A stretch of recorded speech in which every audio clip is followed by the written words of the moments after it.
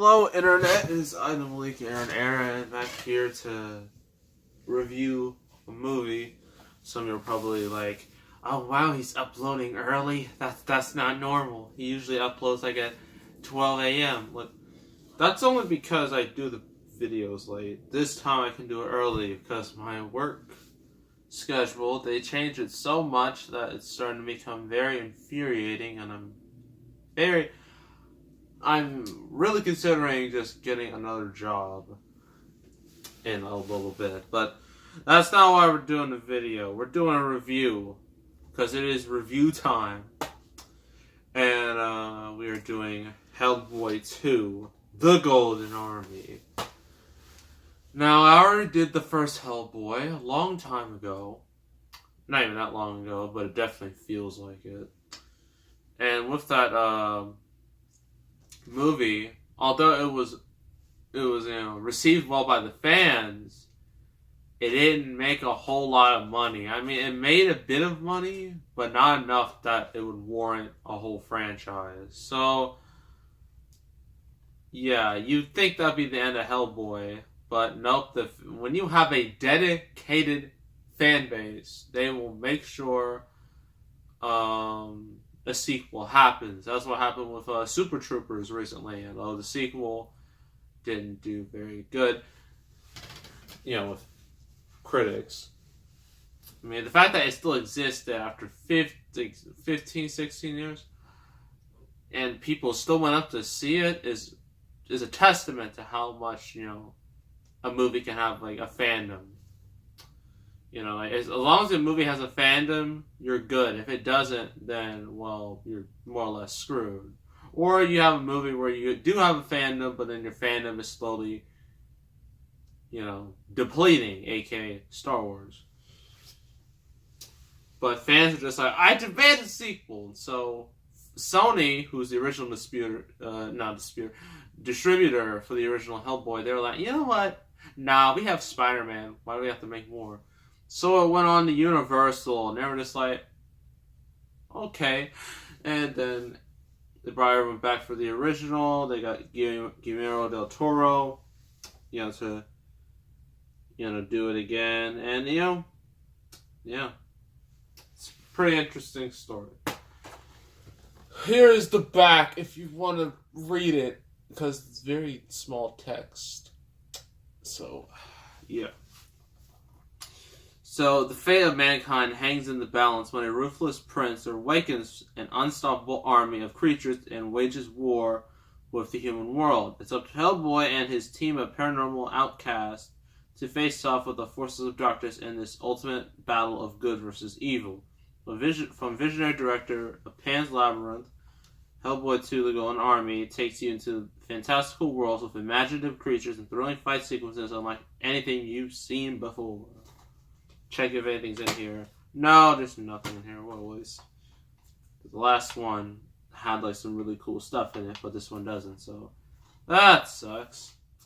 Yeah, the basic plot is that Hellboy and his Abe and his girlfriend, I forgot her name. I feel terrible.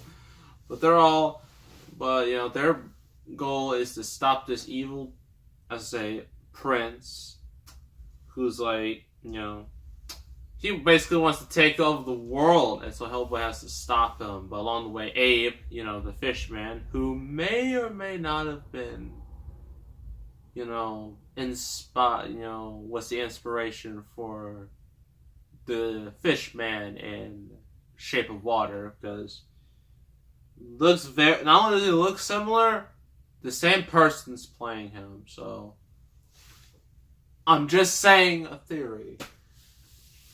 And it's also directed and written by Guillermo del Toro, so it might just be him. Maybe his long-lost cousin. Who knows? So, yeah. Abe also meets, like, a girl, and there's a side plot there. So, yeah. Pros and cons. Pros. Ron Perlman. That man is the GOAT. He is Hellboy. I don't know how David Harbour, I don't know how he's gonna top, Ron Perlman's, performance. He might. I mean, everyone went gaga over him, like in Stranger Things. Everyone loved him in that show. So, maybe he'll pull it off. But considering there's some quite big shoes to fill. Especially Ron Perlman, does such a great job as Hellboy.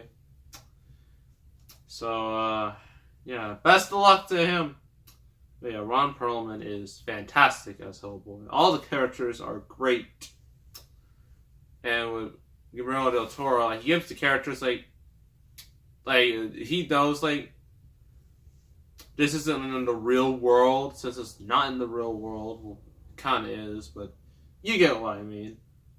You kind of do whatever he wants. I mean, you can just go all these cool little worlds, all these crazy creatures, and it's nice because you're just oh cool, this looks pretty cool.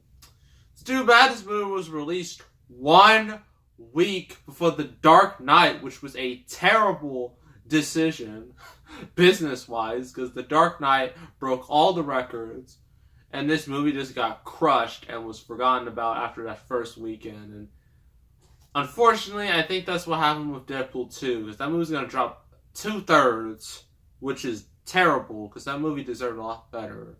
Hopefully, it's still making money, but not as much as I'd hope it would. And that's a shame, because it's really good. Please support Deadpool 2. Don't let it die like this. Well, I shouldn't say die, because it's really not dying, but don't let it just spiral out of control. Support it. Support good content. Please. I highly appreciate it.